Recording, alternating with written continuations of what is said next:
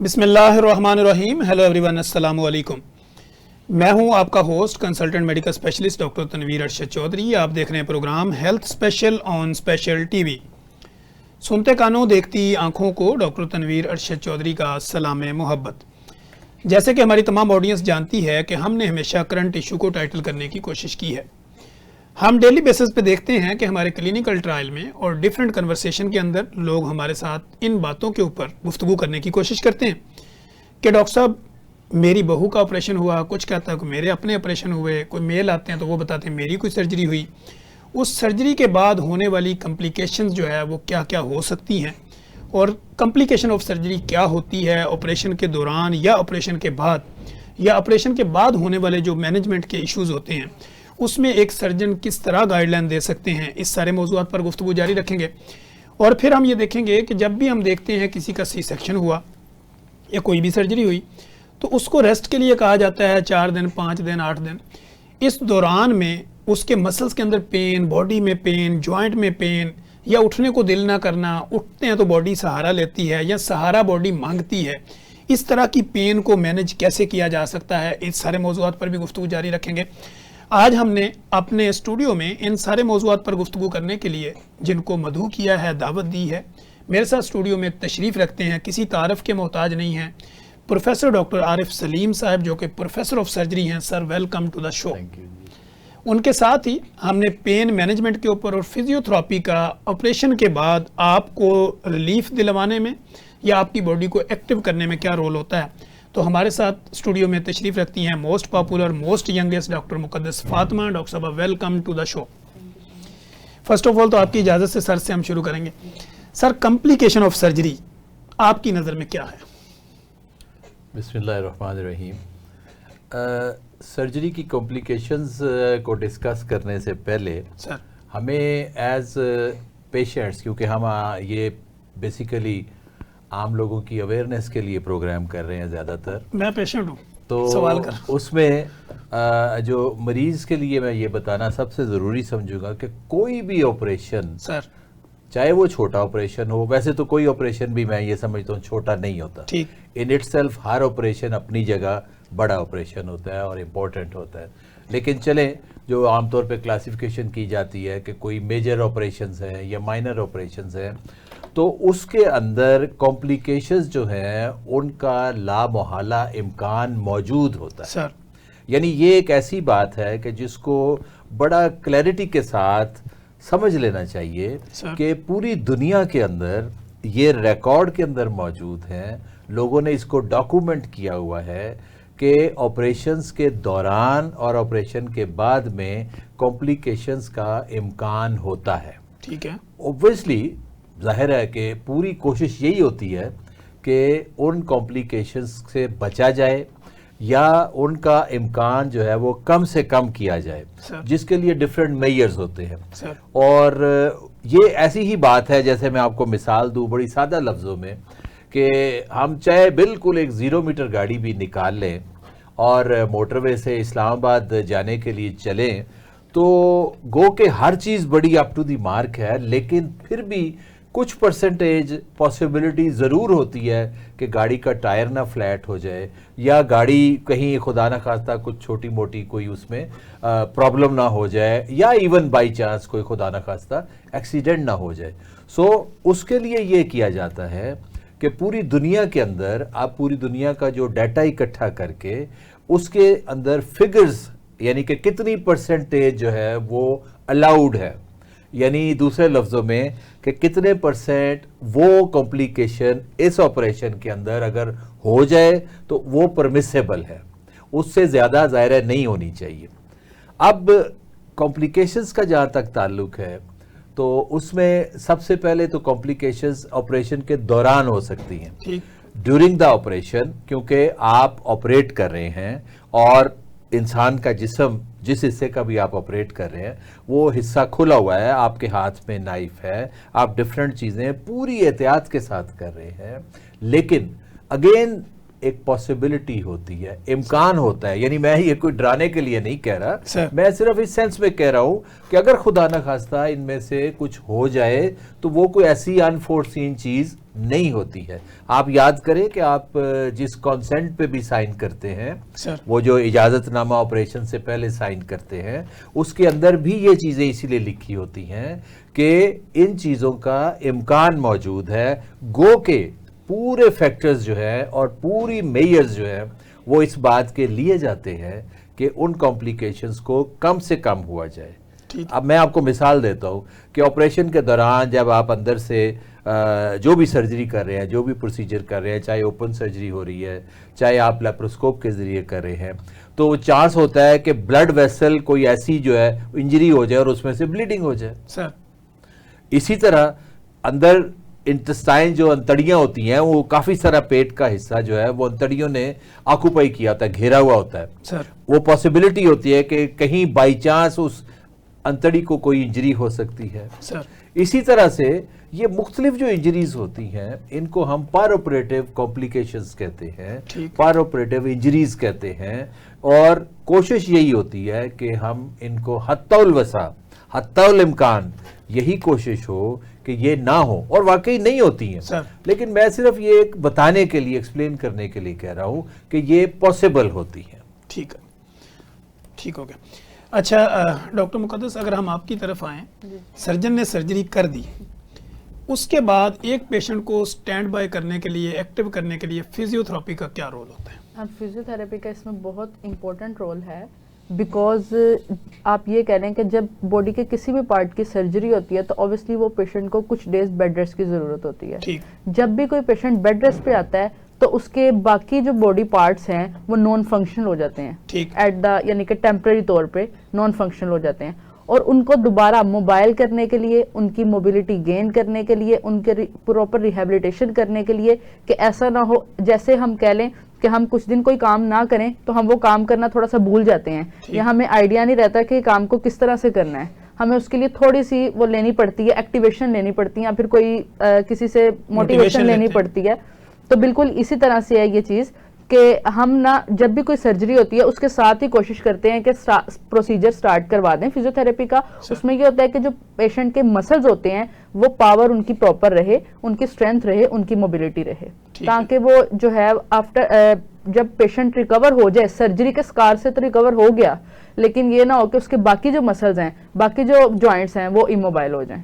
ठीक हो गया। अच्छा सर, जैसे कि हमने कॉम्प्लिकेशन की बात की, तो स्टरलाइजेशन जो होती है किसी भी ऑपरेशन थिएटर की सर्जरी से पहले, वो कितनी ज़रूरी होती है इन कॉम्प्लिकेशन से बचाने के लिए? अब ये कॉम्प्लिकेशंस में अगर आप मुझे इजाज़त दें, मैं कुछ थोड़ी सी कॉम्प्लिकेशंस बताऊं, जिनमें से एक का आपने हवाला दिया है, वो है जख्म में इन्फेक्शन हो जाना। सर। अब उस इन्फेक्शन को बचा, ये भी एक नॉन कॉम्प्लिकेशन है, ठीक। उसको बचाने के लिए मुख्तलिफ चीज़ें की जाती हैं। ऑपरेशन से पहले बादुकात प्रोफिलैक्टिक एंटीबायोटिक की डोज दी जाती है। ऑपरेशन के दौरान में ऑपरेशन वाला एरिया, उसके दौरान में जो कपड़े, जो ड्रेस यूज़ होता है, जो शीट्स यूज़ होती हैं, वो सारी की सारी स्टेरलाइज्ड होती हैं। उसके अलावा ऑपरेशन थिएटर का सारा अंदर का एटमॉस्फेयर, उसके अलावा जो सारे इंस्ट्रूमेंट्स यूज़ होते हैं वो बड़े टेक्निकल तरीके के साथ और बड़े लेटेस्ट टेक्निक्स के साथ उनको मैक्सिमम अंदाज में स्टेरलाइज किया जाता है कि जिसमें जरासीम के उनके पास तक फटकने की कोई गुंजाइश ना रहे।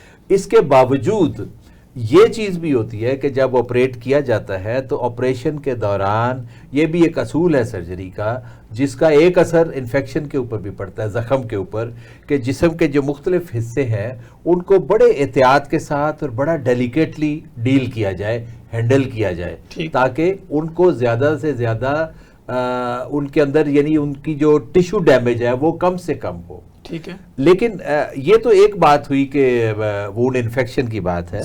ऑपरेशन कोई भी अगर मेजर सर्जरी हो, उसके बाद आमतौर पे जनरली जो पेशेंट होता है वो चेस्ट कॉम्प्लिकेशंस का भी प्रोन होता है, यानी उसकी तरफ उसका रुझान होता है, क्योंकि जैसा इन्होंने बताया कि मरीज ज़ाहिर है ज़्यादा मोबिलाइज नहीं होता, तो उसका असर उसकी ब्रीदिंग पे भी पड़ता है। वो उस तरह से नॉर्मल अंदाज में सांस नहीं ले सकता, तो वो उसकी सिक्रीशंस अंदर रिटेन रहती हैं, वो पूरी तरह से खांसी नहीं कर सकता, वो बलगम को क्लियर नहीं कर सकता, वो लंग्स को पूरी तरह से एक्सपैंड नहीं कर सकता। तो इन सारी चीज़ों के अंदर आके वो चेस्ट की complication one after the other होने का इम्कान होता है, जिसके अंदर अगेन हम उसकी पूरी कोशिश करते हैं कि उन कॉम्प्लिकेशंस को अवॉइड किया जाए, उनसे बचाया जाए, जिसमें से एक हेल्प हम अपने जो फिजियोथेरेपिस्ट कोलीग्स होते हैं इनसे लेते हैं कि वो specially chest physio, deep breathing exercises, और उनके पास ज़ाहिर डिफरेंट टेक्निक्स होती हैं जिनका मकसद यही होता है कि लंग्स को एक्सपेंड किया जाए, ब्रीदिंग जो है वो ज़्यादा बेहतर से बेहतर अंदाज में, और ऑक्सीजन प्रॉपर मिले और बॉडी में सर्कुलेशन बेहतर हो। बिल्कुल एग्जैक्ट। ठीक हो गया। पट्ठों के दर्द जो कि सर्जरी के बाद अमूमन लोग कंप्लेन के साथ आते हैं, जी। फिजियोथेरेपी उसको डील कैसे करती है? सर बेसिकली ये है कि पट्ठों डिफरेंट जगहों पे डिफरेंट हमारी बॉडी में मसल्स हैं और हर एक की अलग अलग पेन है। ठीक है। जो कि फिजियोथेरेपिस्ट सबसे पहले तो इसको देखता है कि पेन की रीज़न क्या है, उसको पेन क्यों आ रही है। पाकिस्तान में अगर ये देखा जाए तो मोस्टली जो है वो फिजियोथेरेपिस्ट ही डायग्नोस करता है और फिजियोथेरेपिस्ट ही उसका ट्रीटमेंट प्लान करता है। लेकिन अगर हम बाहर मूव कर जाएं, लाइक के अब्रॉड में जाएं, तो वहाँ पर हम ये चीज़ देखते हैं कि ऑर्थोपेडिक से वो चीज़ डायग्नोस होके प्रॉपरली एक प्लान बन के आता है और उसको हम फिजियोथेरेपी करते हैं। ठीक। अब इसमें यह है कि लाइक के अगर पट्ठों में दर्द, मिसाल ले लेते हैं हम कि हमारे नेक के मसल्स में पेन है, स्टिफनेस है, तो इसमें हम डिफरेंट टेक्निक्स यूज़ करते हैं। लाइक एक मैनुअल थेरेपी, एक जो है वो इलेक्ट्रोथेरेपी, कॉम्बिनेशंस ऑफ टेक्निक्स हैं। मैनुअल थेरेपी एंड इलेक्ट्रोथेरेपी का कॉम्बिनेशन हम यूज़ करते हैं। और इलेक्ट्रोथेरेपी में मिसाल ये आ जाती है ट्रांसक्यूटेनियस इलेक्ट्रिक स्टिमुलेशन आ जाती है। उसके बाद जो है वो हम अल्ट्रासोनिक थेरेपी, थेरेप्यूटिक अल्ट्रासाउंड का इस्तेमाल करते हैं। दूसरा, अगर मैनुअल की तरफ आ जाएं तो हम उसे एक्सरसाइजेस की तरफ लेकर जाते हैं। लाइक कि हम अगर तो कोई ट्रिगर पॉइंट है तो उसको हम जो है वो उसकी स्टिफनेस को कम करने के लिए उसको वहाँ पर आइस थेरेपी या फिर मसाज थेरेपी जिसको हम कहते हैं वो प्रोवाइड करते हैं। ठीक हो गया। अच्छा, कोल्ड थेरेपी और हॉट थेरेपी, इस दोनों पे लोग कंफ्यूज होते हैं, ये कहाँ कहाँ की जा सकती है? जो कोल्ड थेरेपी है ये बेसिकली की जाती है एक्यूट जो इंजरी होती हैं। लाइक कि अगर आप फॉर एग्जांपल कि आपने देखा होगा ये चीज़, एथलीट्स जो होते हैं उनको अगर कोई इंजरी होती है तो वहां पर फौरन कोल्ड थेरेपी दी जाती है। वो क्या करती है, वो स्वेलिंग से बचाती है कि स्वेलिंग ना हो। ठीक है। लेकिन अगर कोई इशू क्रोनिक हो जाता है ठीक, तो उसमें हम हीट थेरेपी का यूज करते हैं। ठीक है। हीट थेरेपी के साथ साथ वो क्या करती है, हीट थेरेपी क्योंकि वहां पर इन्फ्लेमेशन हो चुकी होती है, अगर तो इन्फ्लेमेशन बहुत ज्यादा है, हमने इन्फ्लेमेशन को रिड्यूस करना है, तो फिर हम साथ कोल्ड थेरेपी लेते हैं। लेकिन अगर जो इंजरी बहुत ज्यादा क्रोनिक हो गई है तो वो फिर हम उसको हीट थेरेपी में दे जाते हैं, हीट मसाज। ठीक है। अच्छा सर, जैसे हमने देखा है कि पेशेंट को हम सर्जरी का बताते हैं तो वो सर्जन के साथ जब बात करती है या करता है तो वो कहता है मुझे कौन से स्टिच लगाएंगे, किस टाइप के स्टिच लगाएंगे, वो अंदर ही ख़त्म हो जाएंगे या वो लगाएंगे जो बाद में निकालने पड़ेंगे, तो इस कन्फ्यूजन को हम कैसे दूर कर सकते हैं? असल में ये ज़ाहिर है चीज़ें आम लोगों के ज़हन में आती हैं सर, तो वो डिपेंड करता है डिफरेंट सर्जरीज पे। हर किस्म की सर्जरी जो है उसमें मुख्तलिफ नौइयत के स्टिचेस यूज़ होते हैं। ठीक। लेकिन आम तौर पे आजकल उनको स्किन से ज़्यादा कंसर्न होता है, अंदर से तो उन्हें ज़्यादा टेक्निकली कोई ऐसा कंसर्न नहीं होता। तो स्किन के ऊपर आम तौर पे हम ज़्यादातर वो स्टिच लगाते हैं जिसके निशान कम से कम पड़े। ठीक। जिसमें सब क्यूटिकुलर स्टिचेस आ जाते हैं, लेकिन वो आमतौर पे धागे को एक दफ़ा बाद में निकालना पड़ता है। ठीक है।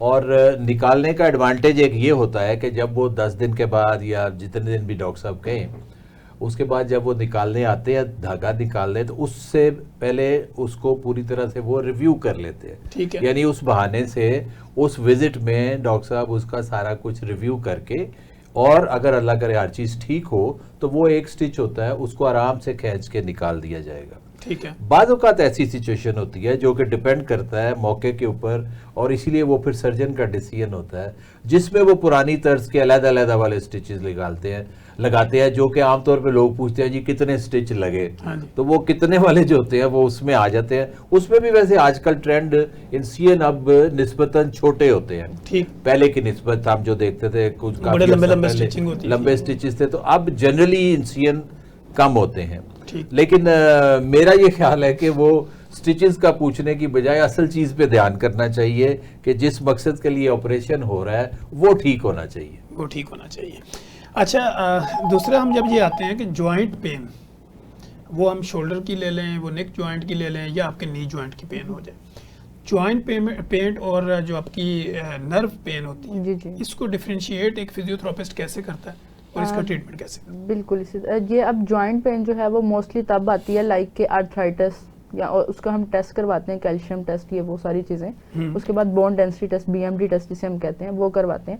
और कुछ सिम्टम से भी हमें ये चीज़ पता चल जाती है कि अगर तो पेशेंट जो है वो कंप्लेन कर रहा है कि मेरे स्वेलिंग है नी में, लाइक हम एक जॉइंट की बात करेंगे एक टाइम पे, अगर उसके नी में लाइक स्वेलिंग आ रही है तो हम उसको देखेंगे कि इसमें डीजनरेटिव चेंजेस, एक्सरे एक बहुत जो है वो बेसिक चीज़ है जिसे हम डायग्नोस करते हैं कि इसको जॉइंट का इशू है, इसको क्या ऑस्टियोआर्थराइटिस है, ऑस्टियोपैथी है, ऑस्टियो टेक्निक्स है, जो भी है वो हम डायग्नोस करते हैं। जो दूसरी चीज़ आ जाते हैं हम नर्व इंजरी पे। नर्व जो है, अगर नर्व इन्वॉल्व है तो नर्व की जो पेन है वो रेडिएट करती है, लाइक कि आपको आइडिया होगा जिसे हम लोग ज़्यादातर अर्कोनिसा या शैटिका के नाम से जानते हैं, पेन जो है वो रेडिएट करती है टुवर्ड्स फुट, या अगर इसी तरह से अगर हमारे वर्टिब्रल कॉलम में कोई नर्व इंजरी है तो वो भी पेन रेडिएटिंग होगी, और साथ उसके सुइयां चुभना, जिसको पेशेंट मोस्टली कंप्लेन करते हैं नमनेस, वो चीज़ आ जाएगी। ठीक है। अच्छा सर, जैसे हम बात कर रहे थे सर्जरी की, तो आपने कहा कि एक एंटीबायोटिक का हम डोज जो है ना वो एडवांस में पहले भी देते हैं। कुछ मरीजों को ये कंसर्न होता है कि जब मेरी सर्जरी बिल्कुल ठीक हुई है, मुझे कुछ ऐसा है नहीं, तो मैं एंटीबायोटिक क्यों लगवाऊं या मैं एंटीबायोटिक क्यों खाऊं? वो एक हद तक बात बजा है कि अगर वो एंटीबायोटिक उनको ये कहा जाए कि आप एक हफ्ता खाएं या 10 दिन खाएं, वरना ये जो प्रोफिलैक्टिक एंटीबायोटिक है इसका मरीज़ों को भी ये समझना चाहिए कि उसका लफ्जी मतलब भी यही है कि वो उस इन्फेक्शन से बचाने के लिए है, और वो ऑपरेशन से पहले आमतौर पे एक डोज होती है और आमतौर पे ऑपरेशन के बाद 2 डोजेज लगाई जाती हैं। लेकिन ये कोई हार्ड एंड फास्ट रूल नहीं होता, बाज़ का कंडीशन पे डिपेंड करता है कि अंदर क्या सिचुएशन थी, अंदर की फाइंडिंग्स क्या थी, और अगर उसमें ये चांस नज़र आता है कि इन्फेक्शन हो सकता है तो उसको फिर बचाने के लिए एंटीबायोटिक दी जाती है। सो ये केस टू केस वेरी करता है। जनरली अब एंटीबायोटिक कम देने का ट्रेंड है ताकि उतनी सिर्फ दी जाए जितनी की ज़रूरत है।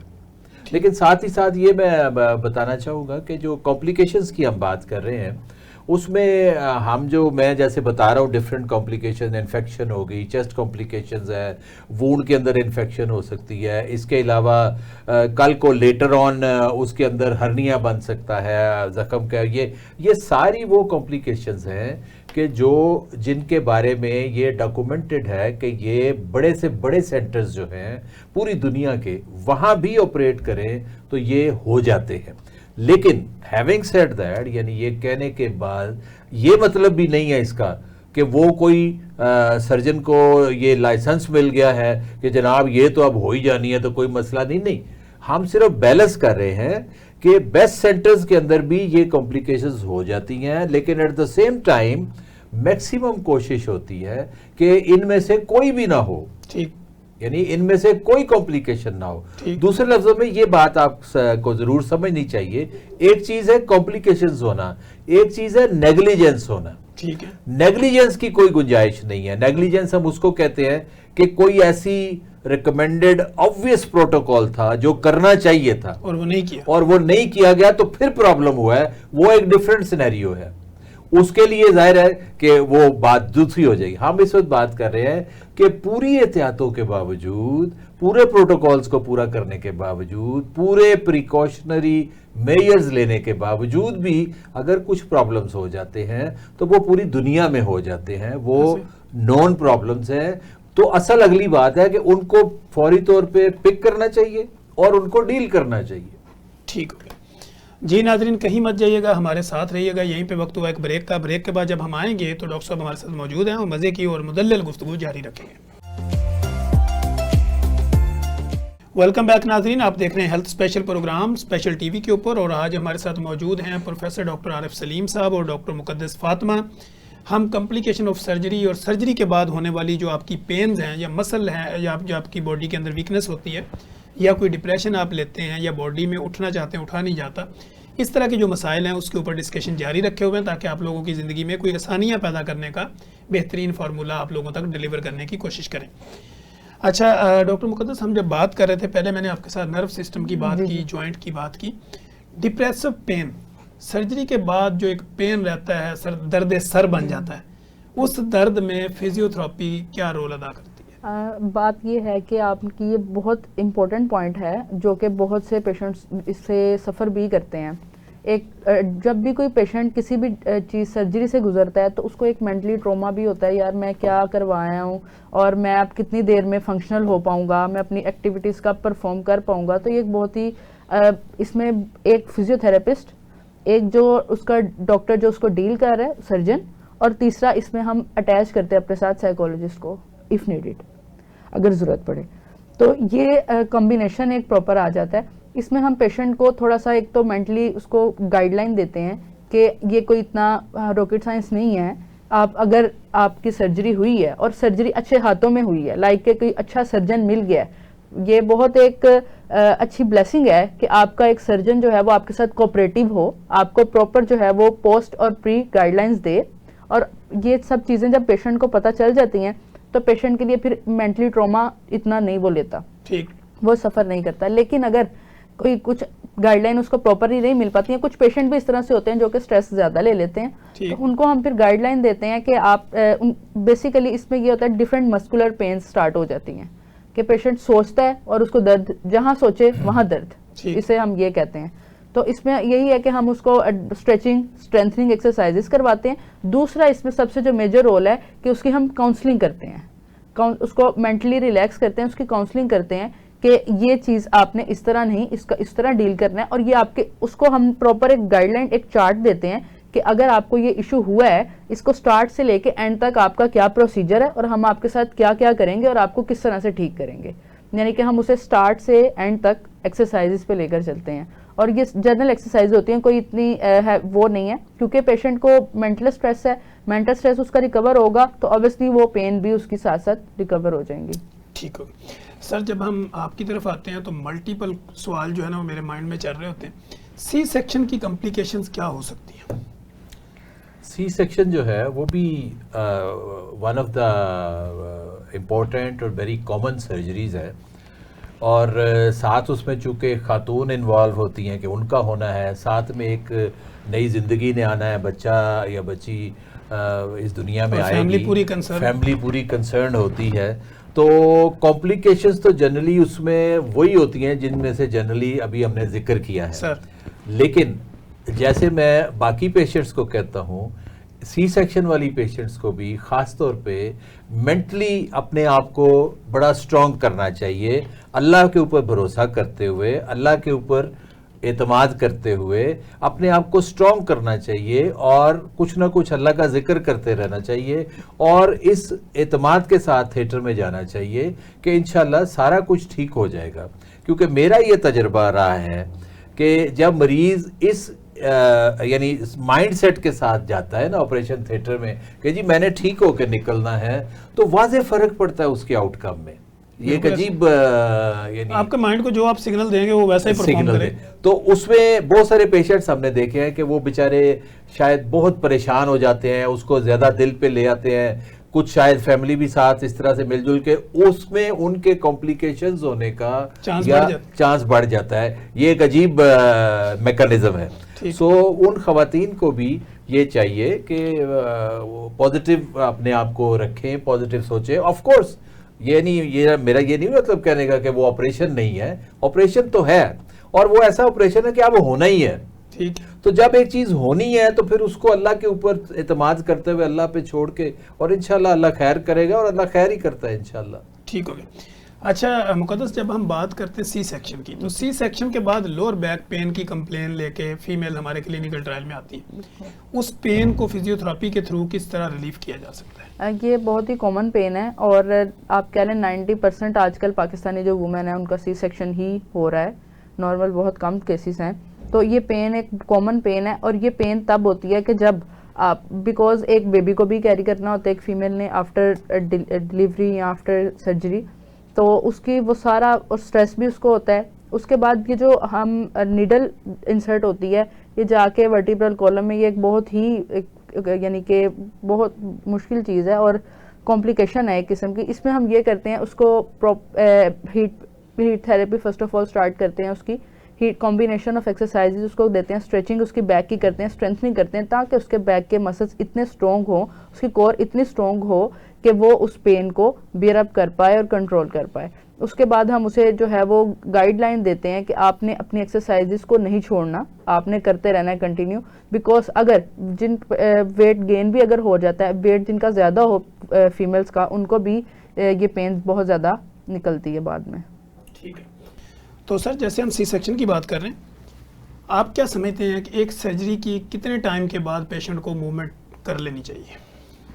ये बड़ा इम्पोर्टेंट सवाल आपने पूछा है, जो सर्जन्स के लिए भी, गायनेकोलॉजिस्ट के लिए भी, और सबसे इम्पोर्टेंट मैं ये समझता हूँ पेशेंट को ये समझना चाहिए कि जितना जल्दी मोबिलाइज होंगे उतना ही बेहतर है। ठीक। अब ये मैंने एक जनरल स्टेटमेंट दिया है, लेकिन जाहिर है ये डिपेंड करेगा कि किस टाइप की surgery, patient to patient vary करता है। आमतौर पे within 24 hours majority of the surgery में हम मोबिलाइज कर देते हैं और ठीक। मोबिलाइज कर देना चाहिए। ठीक। लेकिन अगेन मैं बात कंडीशन साथ ये लगा रहा हूँ कि ये हर सर्जरी पे नहीं डिपेंड करता। बात सर्जरी ऐसी है कि उसमें अगर ज़्यादा ज़रूरत है आराम करवाने की या इमोबिलाइज रखने की, वो जरूरी दूसरी बात है। सर और मैं अगर आपको अपनी प्रैक्टिस बताऊं तो मैं तो इवन सर्जरी से पहले मरीज की प्रेपरेशन इस अंदाज में स्टार्ट कर देता हूं और उसमें उनकी फैमिली को इन्वॉल्व करता हूं कि डीप ब्रीदिंग एक्सरसाइजेज पहले से शुरू कर लें, मोबिलाइज होना पहले से शुरू कर लें। ठीक। यानी ये वो चीज़ें हैं जो उनको पहले से आदत पड़ जाए, ताकि ऑपरेशन के फौरन से मुराद है जैसे ही एनेस्थीसिया खत्म हो। बाद सर्जरीज में तो हम उसी वक्त स्टार्ट करवा देते हैं, एनेस्थीसिया का असर 4-6 घंटे बाद में रहता है और उसके बाद आहिस्ता आहिस्ता उनको मोबिलाइज कर देते हैं मोस्ट ऑफ द केसेस में। क्योंकि जितनी जल्दी मोबिलाइज करेंगे बेशुमार कॉम्प्लिकेशन से बचने का ये एक बहुत अच्छा तरीका साबित हुआ है। ठीक है। और इसके अंदर रिकवरी भी स्पीड अप हो जाती है। ठीक है। मरीज का मोराल अप होता है। ठीक है। मरीज को जितनी देर आप बेड के ऊपर लिटा के रखेंगे उसके अंदर ये फीलिंग ज्यादा आती जाएगी कि मैं बीमार हूं, ठीक है, मैं तो हिलजुल नहीं सकती या हिलजुल नहीं सकता। तो ये सारी चीजों के लिए अर्ली मोबिलाइजेशन इज अ की मेजर। ठीक है। जो किसी भी सर्जरी, चाहे वो सी सेक्शन हो, चाहे वो जाहिर है वो उसकी अगर दर्द है तो दर्द के लिए आप दर्द कंट्रोल करके उसको उठा दें, और उसी के साथ फिर उसकी ओरल इनटेक का भी, जैसा कि अभी बात हो रही थी कि उसको बेशुमार चेंजेस आती हैं उसके अंदर, तो वो उन चेंजेस के बचने का या उनको कम करने का भी यही तरीका है कि उसको ओरल फूड जितनी जल्दी हो सके हम स्टार्ट करें, ताकि वो नॉर्मल लाइफ के अंदर वापस जितनी जल्दी आ जाए। ठीक हो गया। अच्छा डॉक्टर मुकद्दस, अगर हम ये जानना चाहें कि कुछ लोग ये कंप्लेन करते हैं मेरी गर्दन के पट्टे खिंच जाते हैं लेट के, तो लेटने के लिए बीइंग अ कंसल्टेंट फिजियोथेरेपिस्ट आप क्या समझती हैं कि पिल्लू का साइज क्या होना चाहिए, तकिया किस तरह का होना चाहिए? बिल्कुल, ये जो है पेशेंट की कंडीशन, अगर तो वो कंप्लेन उसकी में भी स्पाइन की कोई इंजरी की वजह से पेन हो उसको, या मे भी उसके नेक स्टिफ मसल स्टिफ हो उस वजह से पेन हो, तो सबसे पहले हमें ये चीज़ देखनी चाहिए कि उसके मसल स्टिफनेस आ रही है या फिर उसको कोई सर्वाइकल एरिया में इशू आ रहा है। तो बेसिकली इसके लिए स्पेशली डिज़ाइंड है पिलू, ऑलरेडी डिफरेंट ये कंपनीज ने डिज़ाइन किए हुए हैं पिलू के। एक मेमोरी पिलू है, इसी तरह से जो कि स्पाइन की या कंडीशन को या स्पाइन की आप कह लें कि जो कर्व है उसको देखते हुए बनाए गए हैं। पेशेंट को वो रिकमेंड हम फिर करते हैं जो कि इन इश्यूज के साथ आते हैं कि आप कोशिश है घर वाले पिलू यूज़ करने, क्योंकि वो ना हमें पता होता है क्या वेट है उसका, देखे नहीं होते। तो जो पिल्लू जो है वो डिज़ाइन प्रॉपरली इसलिए किए गए हैं, और ये डॉक्टर्स को दिखाकर, लाइक कि हमारे साथ भी कुछ कंपनीज अटैच हैं, तो वो पिल्लूज डिज़ाइन ही स्पेशली इसलिए किए गए हैं कि वो पेशेंट को प्रॉपर कंफर्ट दें और उसको उस पेन से जो है वो डिस्कम्फर्ट ना करें, उसकी स्लीप डिस्टर्ब ना करें। यहाँ पे एक सवाल लोगों के जहन में ये आएगा, वो कहेंगे कि आज से 20, 25, 30 साल पहले देखें तो हर तरह के पिल्लू वही यूज़ होते थे, जब से फिजियोथेरेपी की फील्ड आई है दर्दें भी ज्यादा शुरू हो गई। अब बेसिकली एक तो बहुत बड़ा रोल है इसमें ये कि डाइट का, कि अगर पुराने वक्तों में हम चले जाएं तो अब कुछ भी वैसा नहीं रहा। ठीक है। फिजिकल एक्टिविटी भी वैसी नहीं है। पहले लोग खेतों में काम करते थे, अब लोग वो भी नहीं करते। तो अब जो है हम बैठ के यहाँ पे काम कर रहे हैं, पहले लोग बैठ के काम करने को तौहीन समझते थे। तो ये सारी चीजें मैटर करती हैं। अगर हम ये उठ के कह देते हैं कि पहले ये चीज नहीं थी अब है, तो पहले बहुत सी चीजें ऐसी थी जो अब नहीं है। ठीक है। तो ये सारी चीजें देखकर फिर हम इसमें लेकर चलते हैं। बाकी अभी जो है वो करंट जो हम सिचुएशन को देखें उसमें हम इस तरह की कंडीशन में लाए कर रहे हैं कि हमें फिजिकल एक्टिविटी और अपनी, अगर हम चाह रहे हैं कि हम फिजियोथेरेपिस्ट के पास या हम किसी भी डॉक्टर के पास कम से कम विजिट करें, तो हमें उसके लिए फिजिकल एक्टिविटी अपनी इंप्रूव करनी चाहिए, अपनी डाइट को बेहतर करना चाहिए, जो चीज़ें हमारी अभी तक बिल्कुल ही खतरे में हैं। सर पाइल्स की बात करते हैं, आजकल लोगों को पाइल्स के बड़े इशू हैं। पाइल्स की सर्जरी कितनी कॉम्प्लिकेटेड होती है और उस सर्जरी के बाद कब तक जो है ना मरीज को रेस्ट ज़रूरी होता है? पाइल्स का आपने इस अंदाज से बड़ा अच्छा सवाल किया कि पाइल्स मेरे ख्याल में one of the very common disease है सर। जो कि आप ख़ास तौर पे लाहौर से बाहर जब बाई रोड निकल जाएं तो दीवारें भरी पड़ी हैं वो पाइल्स के मुख्तलिफ जो है वो एक कैप्सूल से इलाज।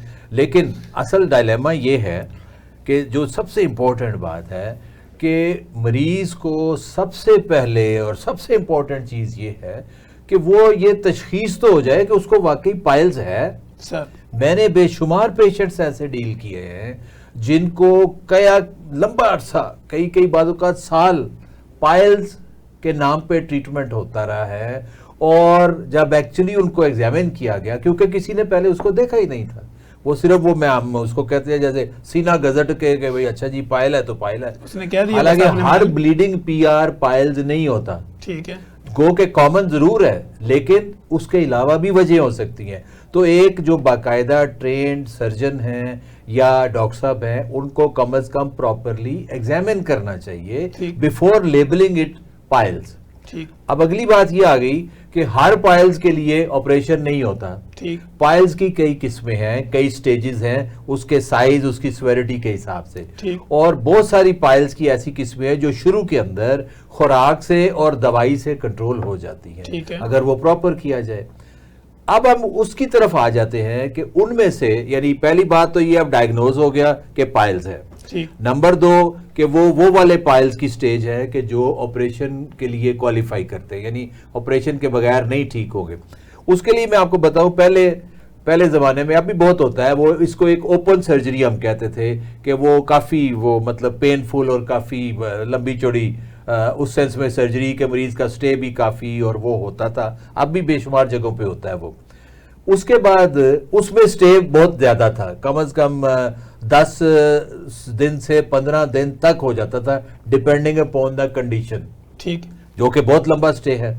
इसके बाद एक स्टेपल्ड हेमरोडेक्टमी के नाम से आया, एक इंस्ट्रूमेंट स्पेशल वो गन थी जो इम्पोर्टेड, जो मैं अगर ये आपको बताऊं कि I was probably one of the few जिन्होंने ये यहाँ पे स्टार्ट की, और हमने उसका रिजल्ट ये देखा कि बहुत बेहतर रिजल्ट थे। ज़ाहिर एक्सपेंस बढ़ जाता है। अब उसमें मुसीबत ये है ना कि ये इस तरह के इक्विपमेंट बाहर वाली कंपनियां हमें डॉलर्स में देती है ना, तो वो ज़ाहिर है प्राइस बढ़ जाती है। लेकिन मैं ये समझता था, और अब भी है वो, कि अगर वो हेमरॉइड्स उसके मुताबिक के हों तो स्टेपल्ड हेमरॉइडेक्टमी के साथ ऑपरेट करने से पेन भी, ब्लीडिंग, हॉस्पिटल स्टे, सारा कुछ बहुत कम हो जाता है निस्बतन उसके। बल्कि अगर उसका 10 से 15 दिन था तो इसका 1 से 2 दिन होता था या 3 दिन होता था। बिल्कुल ऐसे। उसके बाद आजकल जो हम कर रहे हैं वो लेटेस्ट है लेजर के साथ। ठीक है। लेजर वाले ट्रीटमेंट में ये सारी चीजें मजीद कम हो गई। ठीक है। शर्त ये है कि लेजर के लिए क्वालिफाई करता हो, यानी वो बहुत बड़ा अगर है और जरा प्रोलैप्स किस्म का है तो उसके अंदर पे लेजर रिकमेंडेड नहीं है। ठीक है। लेकिन अगर लेजर वाला है तो वो तो एज ए डे केस में हम उसको करते हैं, यानी उसके अंदर पेन भी कम होगी, ब्लीडिंग भी कम होगी, आपका हॉस्पिटल का स्टे भी कम होगा। जाहिर है लेजर का एक्सपेंस बढ़ जाता है क्योंकि लेजर की मशीन बड़ी एक्सपेंसिव है, उसकी वो जो प्रोब्स यूज होती हैं वो काफ़ी महंगी है। लेकिन स्टिल मेरा ये ख्याल है ज़ाती कि उस कॉस्ट के बावजूद भी वो वर्थ है करवाने, क्योंकि उसके रिजल्ट्स बहुत बेहतर है और नेट खर्चा वो 10-12 दिन भी आप दाखिल रह के, और पेन की तो आप प्राइस ही नहीं लगा सकते ना, जो शदीद पेन होती है इसमें वो नहीं होती। तो आई वुड रिकमेंड कि अगर लेटेस्ट लेजर वाला जो अगर सर्जन भी करते हो और उनके पास वो अरेंजमेंट मौजूद हो जैसा कि हमारे पास मौजूद है, तो that is the best thing to do. ठीक है। क्योंकि उसमें ये जैसे आपने कहा कि रिकवरी बहुत क्विक है, आमतौर पे हम उसी दिन घर भेज देते हैं, ज्यादा से ज्यादा अगले दिन, वो भी मैं इसलिए भेजता हूं कि मैं आज चाहता हूँ मेरे सामने वो वहाँ हॉस्पिटल के अंदर रहते हुए एक दफ़ा स्टूल पास कर ले, कोई प्रॉब्लम ना हो, वरना मरीज रेडी होता है जाने के लिए और पेन का भी बहुत कम असर रह जाता है और हीलिंग भी जख्म की जो है वो कंपैरेटिवली बहुत बेहतर हो जाती है। ठीक हो गया जी। मुकद्दस, अगर हम बात करें कि पाइल्स की सर्जरी के बाद अक्सर लोगों में ये देखा गया कि हिप जॉइंट के अंदर पेन फील करते हैं या वो खिंचाव फील करते हैं या वो कहते हैं कि हिप जॉइंट से कोई पेन निकलता है, नीचे मेरा पाँव सुन कर देता है, उसका ट्रीटमेंट कैसे करेंगे? बेसिकली इसमें अगर देखें जो भी सर्जरी होती है ना, उसमें जो अच्छे सर्जन्स हैं या जो पेशेंट पहले सर्जन से कंसल्ट करता है वो उन्हें ये रिकमेंड करते हैं कि आप प्री ऑपरेटिव फिजियोथेरेपी भी लें। उसमें ये होता है कि हम उसके पेल्विक फ्लोर मसल्स को इतना स्ट्रॉन्ग कर देते हैं कि आफ्टर सर्जरी कोई कॉम्प्लिकेशन ना आए, या फिर पेशेंट जो है उसको यानी कि आप ये कह लें कि उसके मसल्स उस टाइम पे इमोबिलाइज ना हो। अब ये जो आपने बात की है कि पेशेंट कंप्लेन करता है कि मेरी टांग तक दर्द जाता है, रेडिएट करता है, जिसमें ये होता है कि उसके मसल्स वीक होते हैं ऑलरेडी, सर्जरी हो जाती है, थोड़ी देर के लिए इमोबिलाइज हो जाते हैं मसल, और जब ऐसा कुछ बेड रेस्ट पे रहता है पेशेंट तो फिर जो है वो हमारा जो मसल है पिरिफॉर्मिस मसल हमारी बटक में मौजूद होता है एक मसल, वो मसल जो है उसकी स्टिफनेस की वजह से भी, क्योंकि उसके अंदर नर्व गुजर रही होती है उसके पास से, उसकी स्टिफनेस की वजह से भी जो है वो पेन रेडिएट करती है, या फिर ये जो है वो बहुत ज़्यादा मसल टाइटनिंग की वजह से भी ये पेन जो है वो फुट तक रेडिएट करती है। और इससे फिर हम उस मसल्स की स्ट्रेंथनिंग करते हैं अगर तो ये पेन बैक से स्टार्ट नहीं हो रही, क्योंकि अगर एक पेन ये भी है कि जो बैक से स्टार्ट हो रही हो वो भी रेडिएट करती है, तो ये दो अलग अलग पेन्स हैं लेकिन इनके सिम्टम्स ऑलमोस्ट सेम आते हैं। ठीक हो, थैंक यू सो मच, आपने मुकद्दस हमें टाइम दिया सर, आपका भी बहुत बहुत शुक्रिया। हमारे पास आखिरी 1 मिनट है, प्रोफेसर डॉक्टर आरिफ सलीम का पब्लिक के नाम क्या पैगाम? मैं लोगों को यही बताना चाहता हूँ कि अव्वल तो अल्लाह करे आपको ऑपरेशन की कोई ज़रूरत ना पड़े, लेकिन अगर ऑपरेशन की ज़रूरत पड़ ही जाए तो उसके बारे में जो भी आप बेसिक चीज़ें जान सकते हैं आजकल और पढ़ सकते हैं, लेकिन मेंटली पॉजिटिव एटीट्यूड के साथ जाएं और अल्लाह के भरोसे पे दुआ करते हुए जाएं और कोई जिक्र करते हुए जाएं तो इंशाल्लाह अल्लाह करम करता है। शुक्रिया। मुकद्दस, आपका पब्लिक के नाम क्या पैगाम? मेरा तो पब्लिक को यही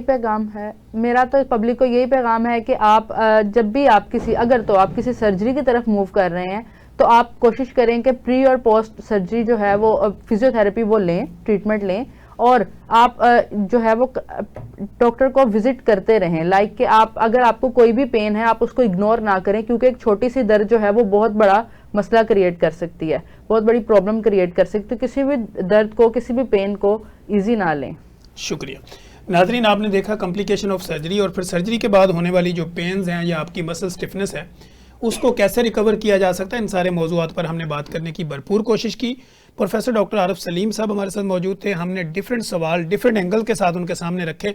इसी तरह मुकद्दस फातिमा हमारे साथ मौजूद थी, उनके साथ भी हमने कोशिश की कि जिस सवाल को जिस एंगल से भी रखा जा सकता था ताकि आप लोगों को समझाने में आसानी हो। मुझे professor doctor Arif Salim, doctor Muqaddas Fatima को इजाज़त दीजिए। हम दोबारा अपने किसी नए प्रोग्राम में नए सवाल जवाब के साथ दोबारा हाजिर होंगे। अगर आपको हमारे इस प्रोग्राम से मुतल्लिक़ किसी भी तरह की कोई इन्फॉर्मेशन चाहिए हो, किसी भी तरह का कोई आप हमें गाइडलाइन देना चाह रहे हो तो आप कमेंट बॉक्स में आइए, नेगेटिव लिखें या पॉजिटिव लिखें, लेकिन ज़रूर लिखें। जब आप लिखते हैं तो हमारी रीच बढ़ती है और हमें अपनी इस्लाह का मौका मिलता है। मुझे और डॉक्टर आरिफ सलीम और मेरी टीम को इजाज़त दीजिए। अल्लाह हाफिज़।